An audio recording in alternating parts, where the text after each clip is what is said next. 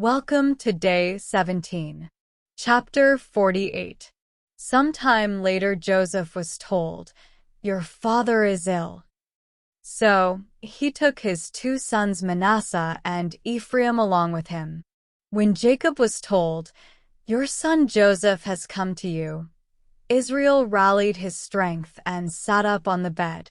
Jacob said to Joseph, "God Almighty appeared to me at Luz in the land of Canaan, and there he blessed me and said to me, 'I am going to make you fruitful and increase your numbers.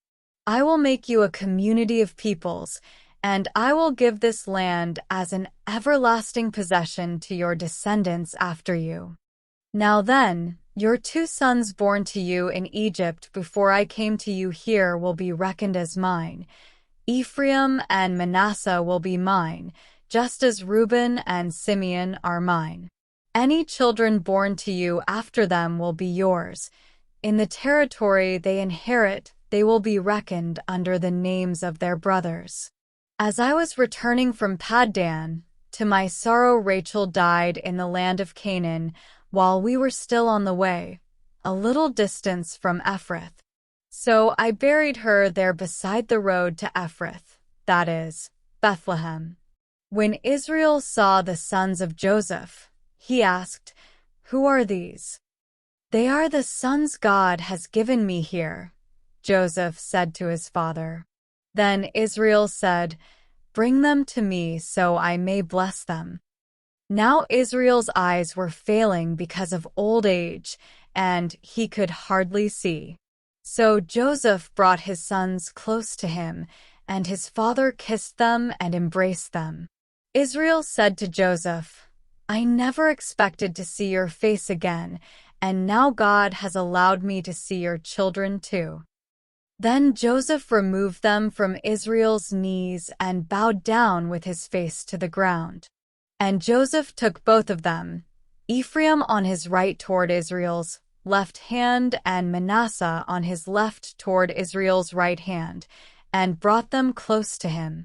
But Israel reached out his right hand and put it on Ephraim's head, though he was the younger, and crossing his arms, he put his left hand on Manasseh's head, even though Manasseh was the firstborn. Then he blessed Joseph and said, 'May the God before whom my fathers, Abraham and Isaac, walked faithfully, the God who has been my shepherd all my life to this day, the angel who has delivered me from all harm, may he bless these boys.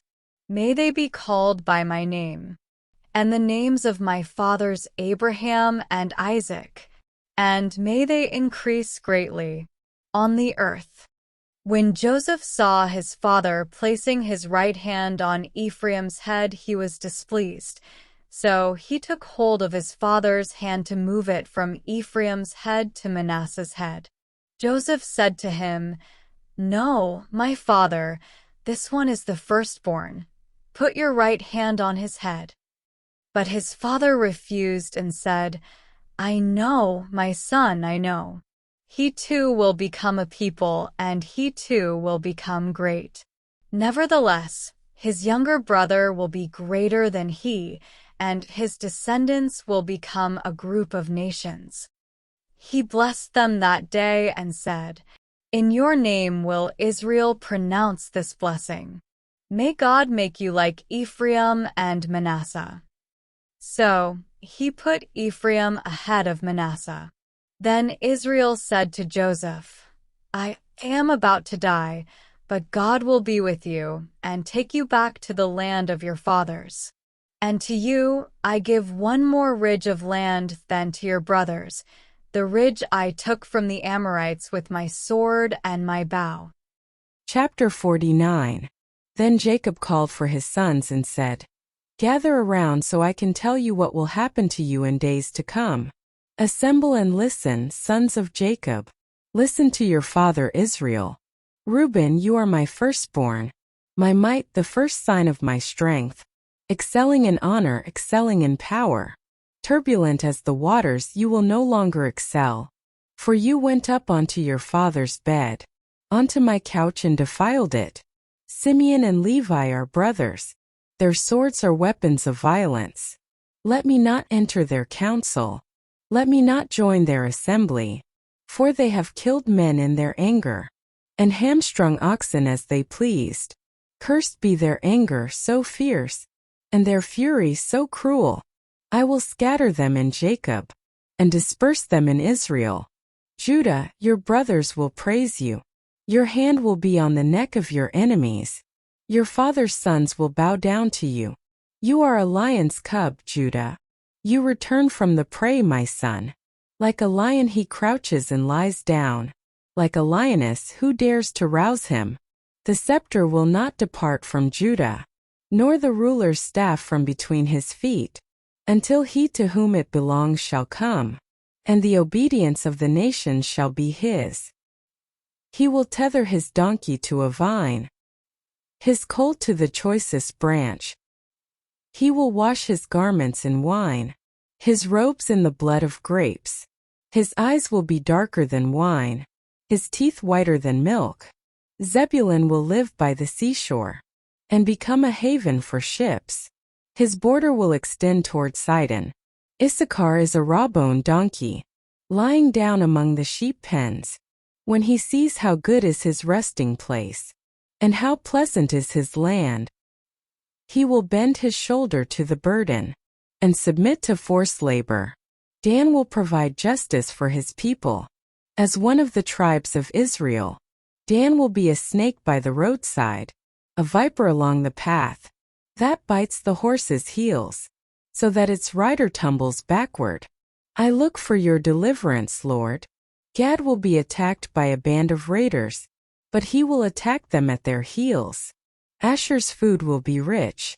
He will provide delicacies fit for a king. Naphtali is a doe set free, that bears beautiful fawns. Joseph is a fruitful vine near a spring, whose branches climb over a wall. With bitterness archers attacked him. They shot at him with hostility. But his bow remained steady.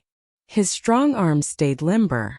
Because of the hand of the mighty one of Jacob, because of the shepherd, the rock of Israel, because of your father's God, who helps you, because of the Almighty, who blesses you, with blessings of the skies above, blessings of the deep springs below, blessings of the breast and womb.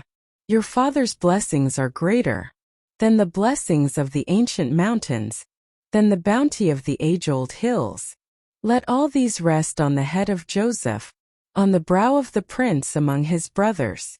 Benjamin is a ravenous wolf. In the morning he devours the prey. In the evening he divides the plunder.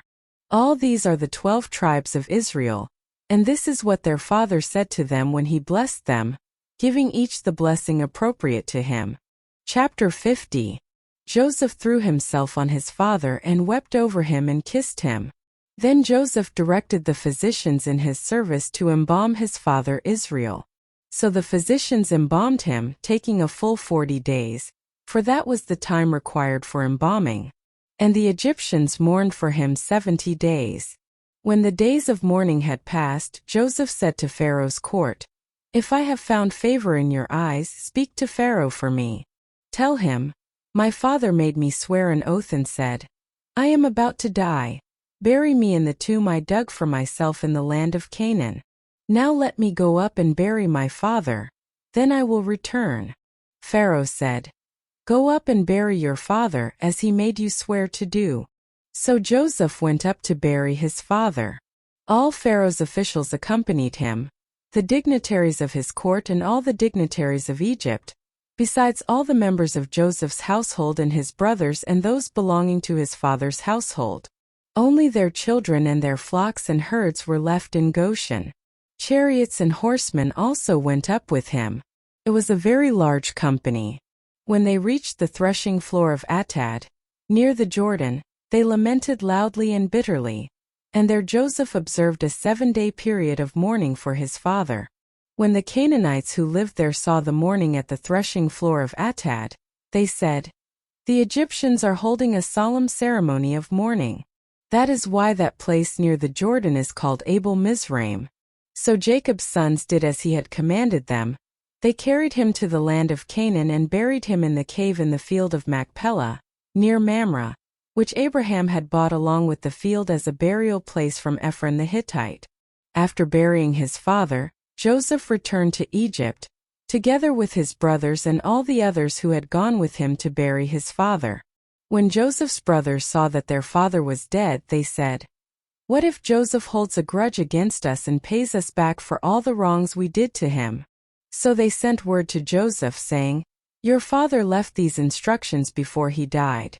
This is what you are to say to Joseph: I ask you to forgive your brothers the sins and the wrongs they committed in treating you so badly. Now please forgive the sins of the servants of the God of your father." When their message came to him, Joseph wept. His brothers then came and threw themselves down before him. "We are your slaves," they said. But Joseph said to them, "Don't be afraid. Am I in the place of God? You intended to harm me, but God intended it for good to accomplish what is now being done, the saving of many lives. So then don't be afraid. I will provide for you and your children."